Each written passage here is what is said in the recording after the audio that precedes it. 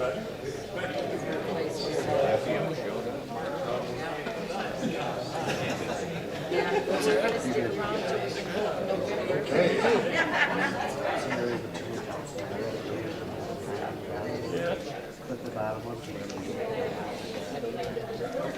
because I've always clicked the top.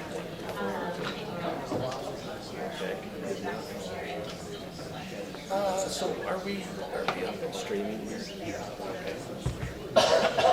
Is there? Oh.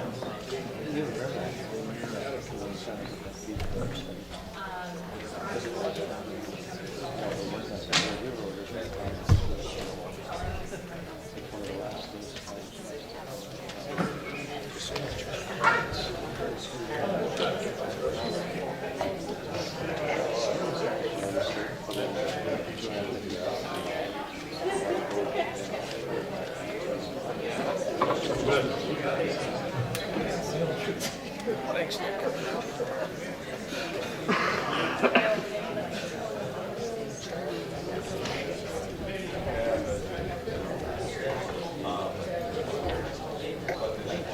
Okay, if everyone wants to take their seats, we'll get started.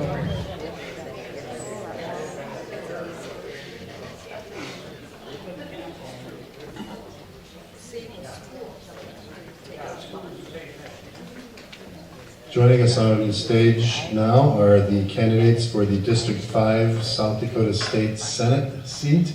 This is the seat that was vacated by Reed Holding, decided not to run again. Our candidates are State Representative Roger Solom, who was term limited and could not run for his House seat again, so he saw an opening in the Senate, decided to run.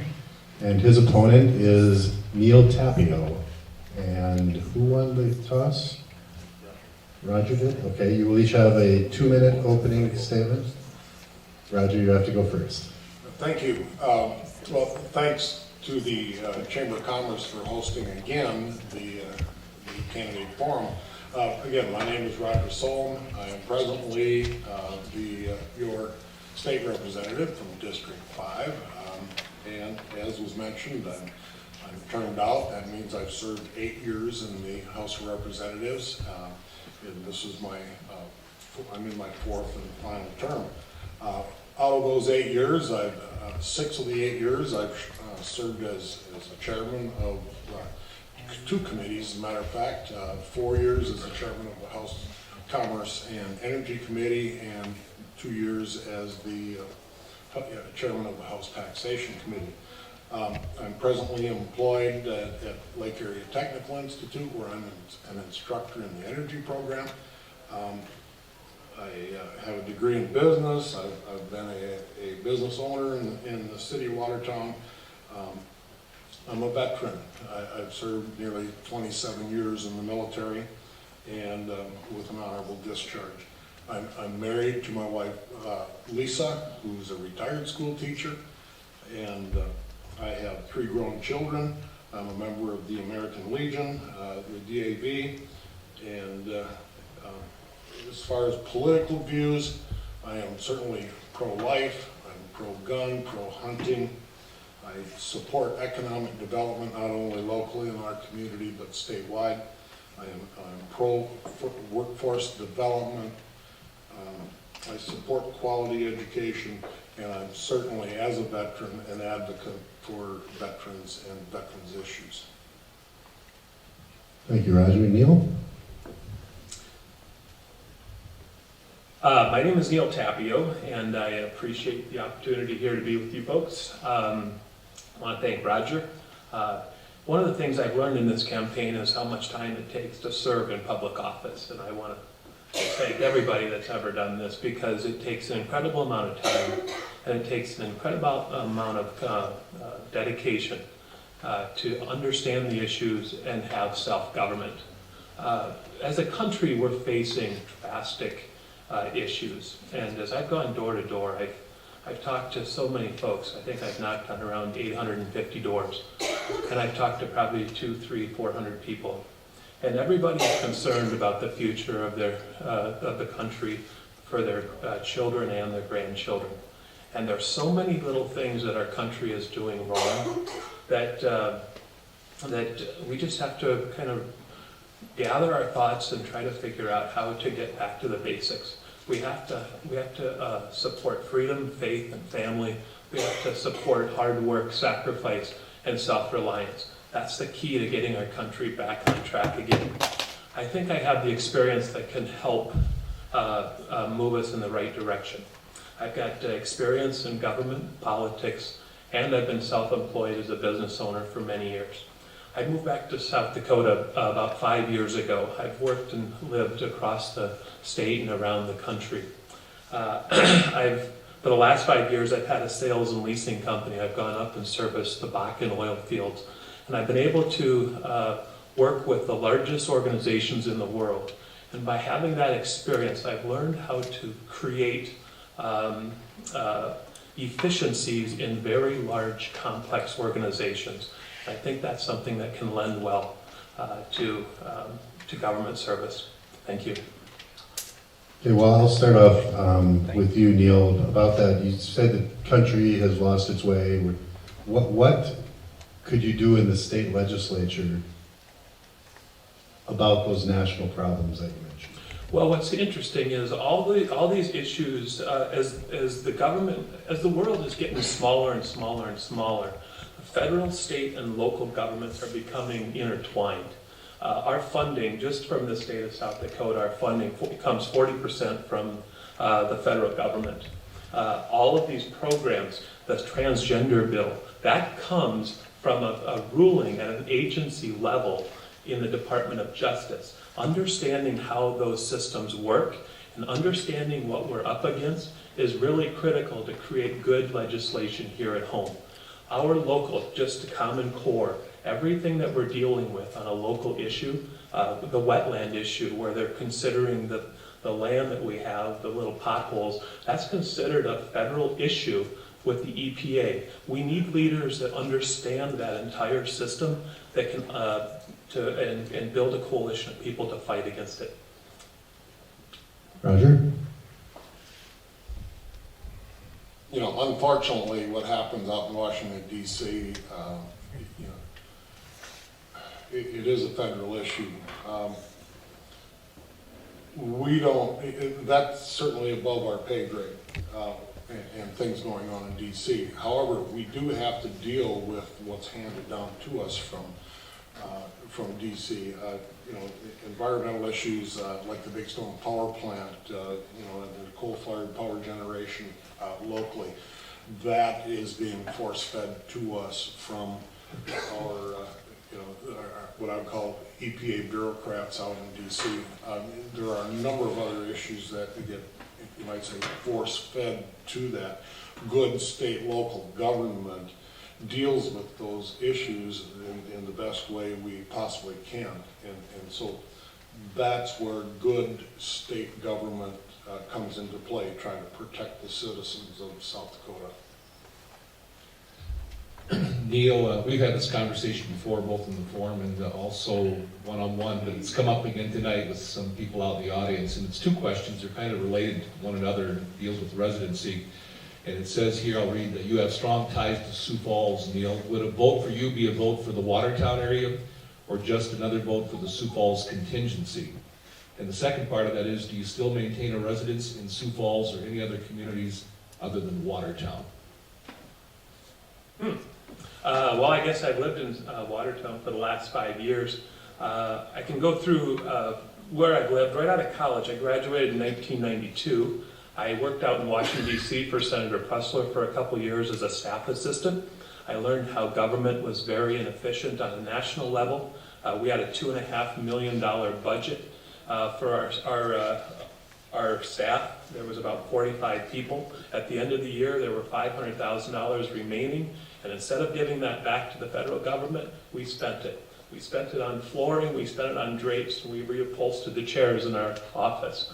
Imagine that every agency in the entire federal government works like that. That's what we're up against. When they talk about waste, fraud, and abuse, that's what they talk about. After the federal government, I moved back to Rapid City, South Dakota. It's going to take longer than 10 seconds. This is an important question, so hopefully I can go a little bit longer if that's all right with everybody, because it comes up quite a bit. So I moved to Rapid City. I worked for a company called Wells Fargo Financial, which is a finance company. They charged 39% interest rates to consumers, and they took advantage of people. And so I'm a very strong, passionate advocate for people that are living within a budget and that are being taken advantages of by businesses. After that, I moved to Sioux Falls, South Dakota, and I built spec homes. I built 30 homes from 2001 until 2008. And I got caught up in the economic bubble, or the bubbling burst of the housing crisis. And what they did is federal legislation and federal government agencies changed the rules to lending. And instead of having to come up with 20% down payments on houses, they took that to zero. And then you didn't have to prove that you had a job, and you didn't have to prove that you had an income. And we created this economic bubble, and it burst, and it destroyed the lives of millions of people around the world. It affected people right here in South Dakota. After that, I worked for Growth Energy out of Sioux Falls, and I was the Growth Energy membership director. I visited every ethanol plant in the country that was farmer-owned. We'll have to wrap. And I sold memberships. I'd moved back to South Dakota, or Watertown, because my mom passed away and my dad's 88, and he's living by himself, and he needs his assistance because... You'll have to call time, but I appreciate it. Okay. But that's an important question. I'm not sure where that's coming from, but I do live here in Watertown. Thank you. Okay, Roger? That's pretty simple. I've been a Watertown resident. In the home I'm in right now, a homeowner for 17 or 18 years at my present address, and prior to that, I lived on Ash Avenue, and prior to that, I owned a home on First Avenue Southeast. So therefore, I've been a homeowner and a taxpayer of the city of Watertown for the better part of 30 years. Pretty simple question to answer. All right, 30-second follow-up, and we're going to hold you to 30 seconds. Go ahead, Neil. Well, I think it's important. I've always thought that if you're ever going to solve problems, you need to have the most experience possible. And the bigger the problems, the more experiences you need to have. And it's that understanding of issues in the construction industry, in the banking industry. I started a lease company because the government shut down leasing in the paper that it takes to send that to Wall Street. I have a very broad understanding of what it takes to be a good governor. 30-second follow-up, Roger, if you'd like. And repeat that one more time. It was just a residency question in regards to if you have any issues with the comments he made and follow. It's plainly clear that I've lived here for a long time. I guess it wasn't so much, you, as if you had an issue with the residency issue that's come up. There's all kinds of questions that have been asked of me, even when Neil first announced his candidacy, who is this guy and where is he from? A couple comments that I've had from a couple of my colleagues in the House of Representatives when we were discussing primaries. One comment from a Rapid City legislator was, gee, I thought he lived in Sioux Falls. And another comment that I had from a Sioux Falls legislator said, well, and I think the way it was worded was, gee, at the last Buffalo Roundup where I saw him, I thought he lived in Rapid City. So, quite honestly, I'm not sure where he lives. All right, let's move on beyond the residency question here. I want to talk about taxes. In the past year, South Dakota has raised its gas tax. Tomorrow, the sales tax is going up a half cent. Vehicle excise taxes have gone up. License plate fees have gone up. Many counties are implementing wheel taxes. Is South Dakota losing its reputation as a tax-friendly state? What's going on in Pierre? Roger, you first. Certainly. You know, a number of those fees that you had mentioned, Mike, were based on the transportation bill or the highway funding bill that was passed out of the legislature last year. You know, and Senator Mike Volley from Mitchell spent a considerable amount of time, an entire summer study, looking at highway funding.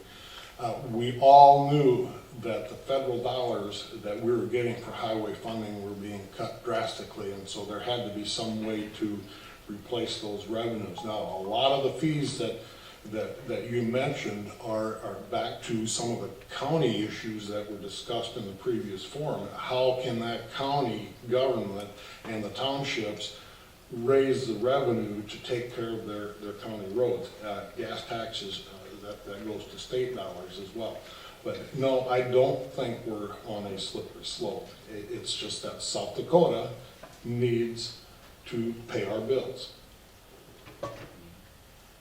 Well, I think we've increased fees and taxes more in the last 2 years than maybe in the history of South Dakota. I understand that we've gone through a financial crisis after 2008, and but that's the facts are the facts, is that we've, just for instance, the half a penny sales tax, we increased that to raise $110 million to solve a teacher problem that we've set.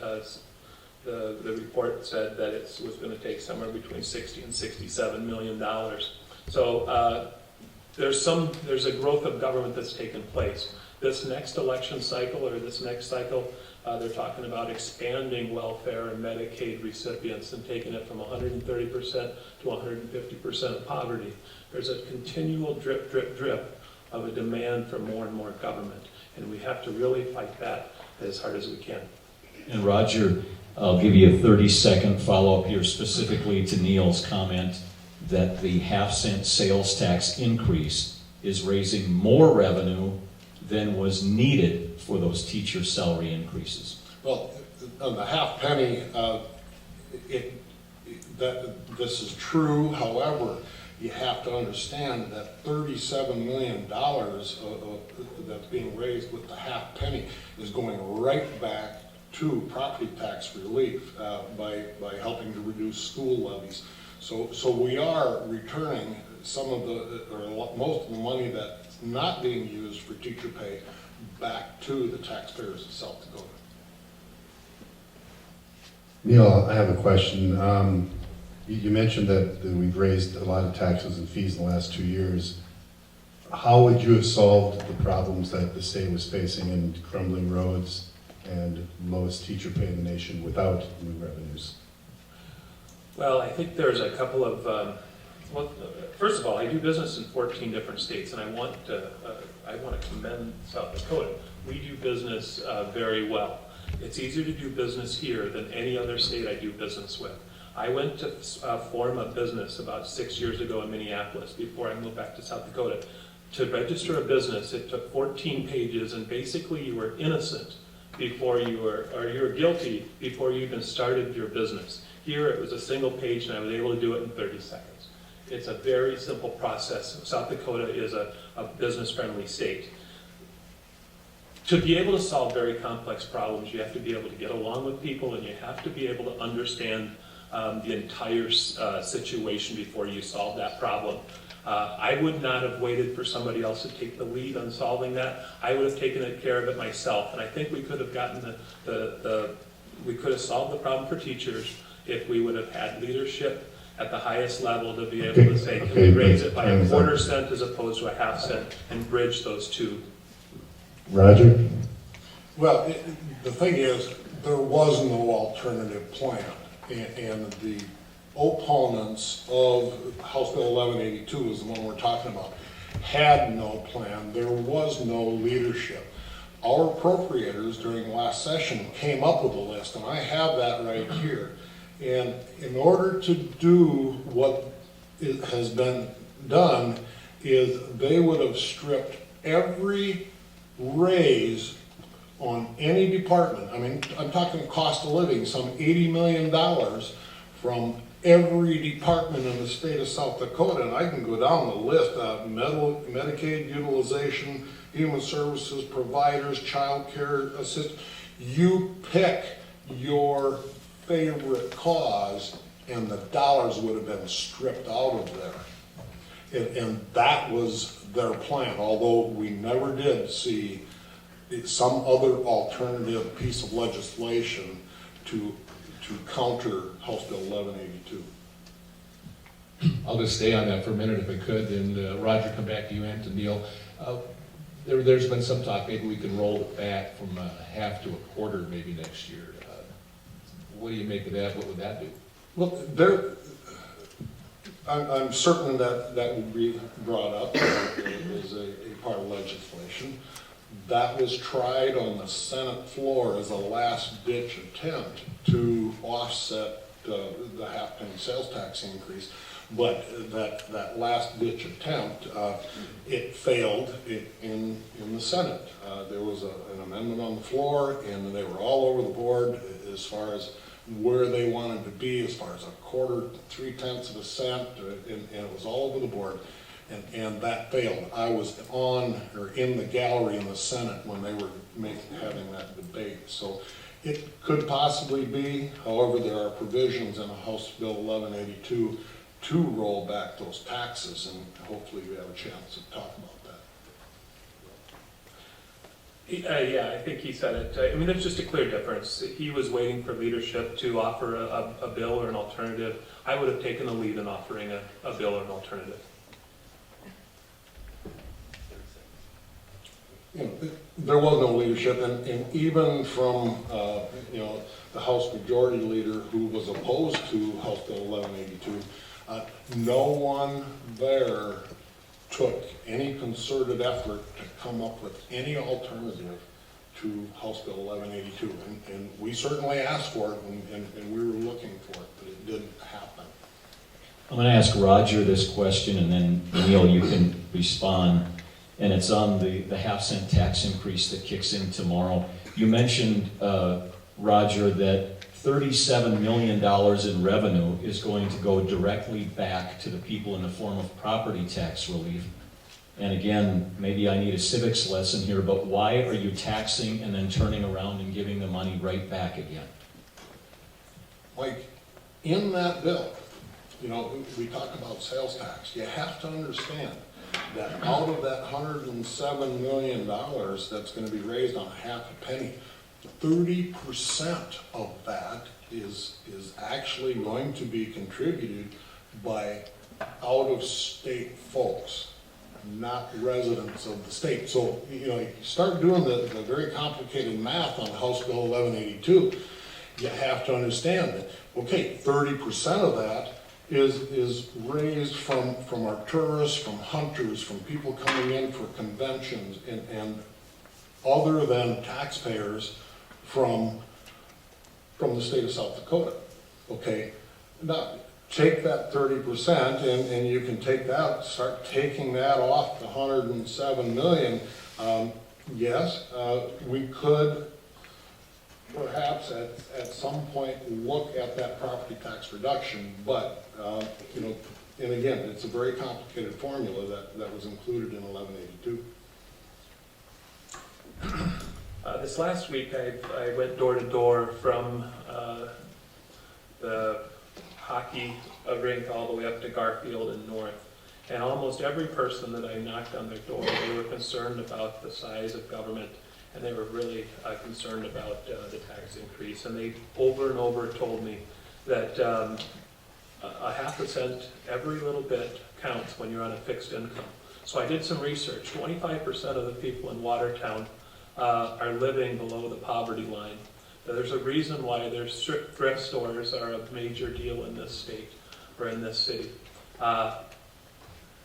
Every half penny or every penny is a really big deal. And there's many different states around the country. I pay 6.725% sales tax in Minnesota. There is a way to do it. We didn't have to go to $8,000. We could have gone to $6,000. There's a way to forge a compromise where everybody wins. That's the key to sales. That's the key to success. And Roger, 30-second follow-up, and then we'll move on. Well, again, if there was a way, we would have liked to have seen that. and during the last legislative session, there wasn't. You know, one of the things that Neil mentioned is, you know, those people below the poverty line. You know, we have, and had for a number of years, provisions where those truly poor people could get sales tax refunds, say for their groceries. And you know, quite frankly, that program is rarely used here in the state of South Dakota.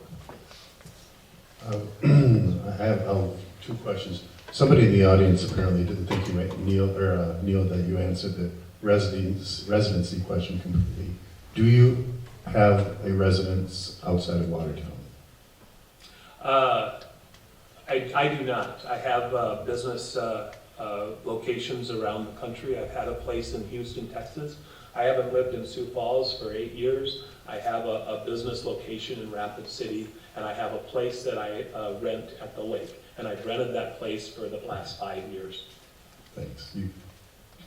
You get 30 seconds regardless. Okay, and I'm just gonna throw this out. My street address, and you can find it in the phone book, under my name, is 1333 Mayfair Drive, Watertown, South Dakota, and it even has my phone number on it. You don't have to respond to that. I'll respond. The day before I turned in my petitions, I got a phone call late at night. It was from a person I've known for 20 years. His name is Representative Jeff Partridge. Jeff Partridge threatened me. And it was the most amazing phone call I've ever seen in my life. He told you, do you understand how Pierre works? You know how powerful the governor is? You know Representative Partridge? Certainly he's a friend of mine. That's what happens. The way the Okay, real issue. Our time is up here. Okay. Let's move on. Here's a question for the audience talking about state oversight of programs. How do you propose to deal with issues that allowed things like EB5 and Gear Up to happen? Start with Roger.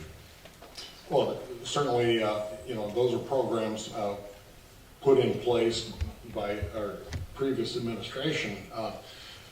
And we've already looked at that and taken some measures in the legislature to either provide continuous or more oversight on programs such as that. You know, the EB5, unfortunately, one of the key players is no longer with us on the planet, so a lot of the answers to questions that have been raised about that program simply can't be answered. You know, on both of those issues, the state has done a good job of investigating those issues. However, there's still pending investigations on the federal side and litigation in both cases that still are to be determined. And so we're not done with those yet. Neil? The EB5 program, for those of you that aren't familiar, is basically a federal program. Once again, you have to understand the federal rules. And it's selling citizenship to foreign citizens to become citizens of the United States. And they invest their money in local businesses. And so basically, as a business owner, I am forced to compete with a company that has investments from government agency or government sponsored money. Fundamentally, that's a problem. The more government programs that we get like that, the more tangled webs that we have. It's the same thing that happens with the housing program, and we create bubble economies. This is just rife for cronyism, and it's rife for problems. And that's what happens. It ends up in bad situations. It's the same thing as Solyndra. If you've ever heard of Solyndra, when the government starts investing in businesses, we create problems, and we need to fight against that in Pierre and in Washington.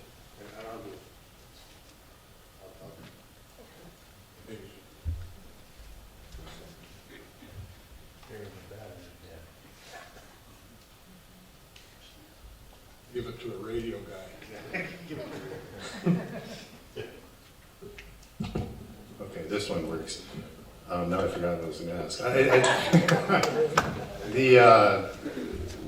The question was about the state overseeing these kind of programs, not the value of the program themselves. I think we could all agree that the big problem was the state employees signing himself up to make the EB5 his own business and taking money that way. I think that's the kind of oversight I was We wondering. had a choice whether we join the EBI program or not, right? But once we did join, we allowed very bad things to happen within That's the right. program. So And that's the kind of state oversight, once the program is in store, is there, The downfall to creating programs like that is then you always have to have very brilliant, bright people overseeing that. And if you know government, it's just a rapid turnover of people. And so you don't have the facility to be able to have good oversight. That's why we have a newspaper that's wanting open records, is because it's so easy to create behind the scenes deals. This is what happens when government gets too big, is you create programs like this. That ship has sailed, there's nothing we can do about it. But the lesson is, whenever we have government programs that are like this, we have to fight hard to implement them. Roger, 30 seconds? You know, there's no question that continued oversight and continued oversight and perhaps in a couple of cases, increased oversight of programs like this needs to happen. And again, like I had mentioned, even in this past legislative session, we started addressing some of those things. And I certainly think there will be legislation coming forward in the future to, I don't want to use the word put the screws on them, however, to ensure that our tax dollars are being spent in an appropriate manner. We love to label in this society. How would you two align yourselves? Moderates, hardliners? Where do you come in? Raj? You know, I'm certainly a conservative. I don't like spending money we don't have. Obviously, you know, the state of South Dakota has had a balanced budget for, since we've been a state, and just recently we passed a constitutional amendment to seal the deal, you might say, where we can't spend more than we take in. So, you know, even clear back when we had the budget crisis, I was in the legislature when the governor told us to cut everything by 10%. That was a tough call, but you need strong legislators to make tough decisions, and we did that across the board. And so we respected that. We didn't spend any money that we didn't have, and then we've carried that on, you know, since then. And now we have our own state agencies that are out there with their budget and actually turning in dollars at the end of the year when they finally finish their books, and that money comes back to the state. I would consider myself a strong fiscal and a social conservative. I think those two work hand in hand, actually. I think if you live within your means, you work hard, you play by the rules, and you sacrifice and you live with self-reliance, I think that's good fiscal policy. But I also think that if you do all the little things right in your social life, those things will work out. And those two combine together to create, that's the key to success in this country. One of the things I want to do is I want to be able to talk to a new generation of people that are following Bernie Sanders and thinking that the American dream is about how much you can get for free. It's not that. It's about getting up in the morning at 6 o'clock, going to work, putting food on the table, and not going to bed until the sun is down. And being able to provide for yourself. We've lost that in this country. Government programs are taking the place of individuals that take care of themselves, and that's a society that's going to crumble and fail. Just to follow up and come back on both of them in that same area, policy making is a lot about the art of compromise. How much do you consider yourselves, Neil, coming back to you first, are you a compromiser? I am actually. I'm a people person, and I get along with people. I've been in sales at the highest level in the country. And to be able to do complex negotiations, you have to understand people. That's the first thing. As a salesperson, to be very successful, it's not about talking, it's about listening. What are people telling you? What do people need? How can you forge compromise? That's how you get things through. When things are incredibly complex, the answers are always the simplest. And if you can narrow down what people need and what people want and listen and get along with everybody, we don't have to end in civility. We don't have to bully. I mean, that's one of the most amazing things. If you wait till the very last minute to introduce a bill, and then you try to push it through without working together for the people that you oppose, you're going to end in incivility. You're going to end up in name calling and anger. That's the way not to do it. The way to do it is to listen and to get along with people. Well, you know, the one thing I've learned about leadership, not only in the military but in the legislature, is that in order to be a leader, you first of all have to have a vision, and then next you get other people to share in that vision, and then you provide them with the knowledge and the resources that they need to accomplish that task. A lot of times that decision is not an easy one. It could be tough. You know, just as far as my leadership style, and my most recent summer study was on the wine bill. That may not mean a lot to you, but it had to do with shipping wine into the state. We had two opposing groups that were absolutely at loggerheads with each other, and after working with those two groups over the summer, they're friends now, and we came out with 4 good pieces of legislation, and they passed the legislature. You know, so I am all about compromise, and that's leadership. Neil, I wanted to go back to this phone call you got from Representative Partridge. You were cut short there. I think it's relevant because you were the candidate that got that call, and you're sitting here tonight, and it probably speaks about the inner workings of politics that most of us don't see. But I'm allowing you the opportunity to finish what you were saying there, and then Roger, you can respond. Well, I want to, I've been involved in politics a long time. I managed State Senator Larry Diedrich's campaign for the U.S. House. I've worked in government. I know probably half of the senators and representatives in the state. I've known Representative Partridge for a long time. We're not great friends, but I am acquaintances with him. I was surprised at that. It didn't shock me. I know that's how deals get done, is that there's some pressure that gets put on, and then you're told, hey, if you do this, we can do this for you, and we can trade leadership positions and things like that. But it is important for people to understand that that's how really legislative processes work sometimes. And so when I got a call from Senator Partridge, or Representative Partridge, he explained to me, he said, you know, we can help you get elected in Sioux Falls, we can help you get elected in Rapid City, but don't go against Roger. That was the tenor of the conversation. You know, I have absolutely no idea what that conversation consisted of or what took place. You know, that it would be purely speculation, but you know, and for whatever reason, I don't know even who initiated the call, but you know, I certainly wasn't privy to that call. I had no idea Partridge was going to make that call, and whatever was said, again, that's purely speculation. Do you have any knowledge that that call happened? After the fact, I think Representative Partridge did tell me that he had talked to you on the phone. Okay. But I'm not making things up. I just I didn't want to bring this up. But if it's an issue about my residency, I think it's important to fit things into perspective of who's pushing this question. We'll have one more question before we give you your wrap up.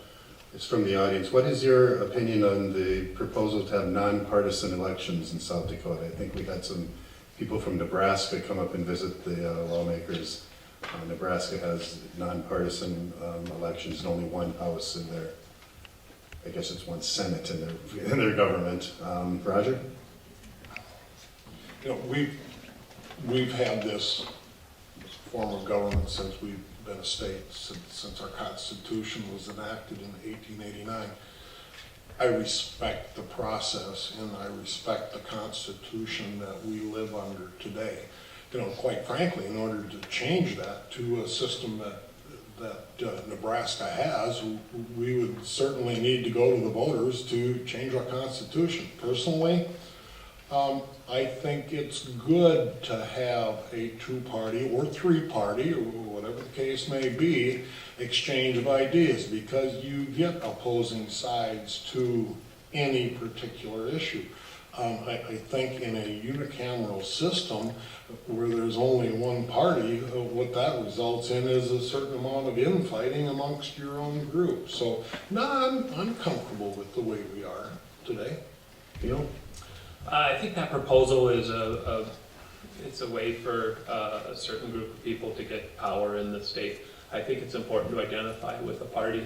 I think there's a set of principles that that party believes, and I think it's important for the candidates to discuss how strongly you adhere to those principles, and having a primary system that helps discuss issues like this. All right, thank you. Now we'll give you each a 1 minute wrap up, but let's start with Neil. Well, again, thank you very much for coming and spending an evening with us here. I would appreciate your support as I look to run for the Senate here in Watertown. I would be honored to be your state senator. I believe that our country is facing some issues, and I think it's going to make the tax increase for the teachers in salaries. I think it's going to make it look like child's play. We've got a Medicaid issue that's coming down. We've got a health care situation. My health care insurance has gone up 20 to 30% every year for the last 5 years. If you look at the last 20 years, the highest increase in government spending is about health care expenses. It's gone up somewhere between 250 and 275%. That's the next major issue, is how to take care of people. I would like to be a part of that discussion, because I think we need to have a very broad understanding to be able to solve these complex issues. Thank you very much. Roger? First of all, I'd like to give thanks to Megan and the Chamber of Commerce and all of you who took the time to come out here to either attend the forum or those of you that might be listening. My opponent has spent the last couple months doing what I've been doing all my life here in Watertown, talking with the residents of this district, whether it be by phone or in person, in the aisles of the grocery store, at the lumber yard, after church on Sunday morning. In order to be a good legislator, you need to feel or have a pulse of what's going on in the community. And the only way you can do that is by living it. This sensitivity you obtain by being here 24/7, 365 days a year. I've been a business owner, I've been an employee, an employer, and a taxpayer. And I am and will represent you in the South Dakota Senate, as I've done in the House of Representatives for the last 8 years. Thank you, Roger. Give me a call. I'm in the phone book. Well, that wraps up our forum. Thank you all for coming.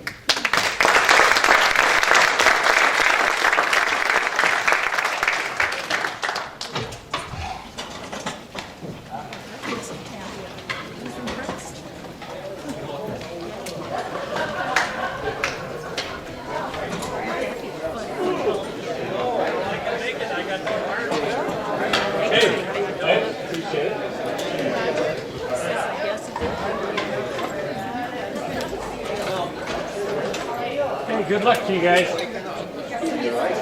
Thank you. Evidently you're driving the tractor without a cab on. Oh, yeah. He's got a good farmer sunburn. Yeah.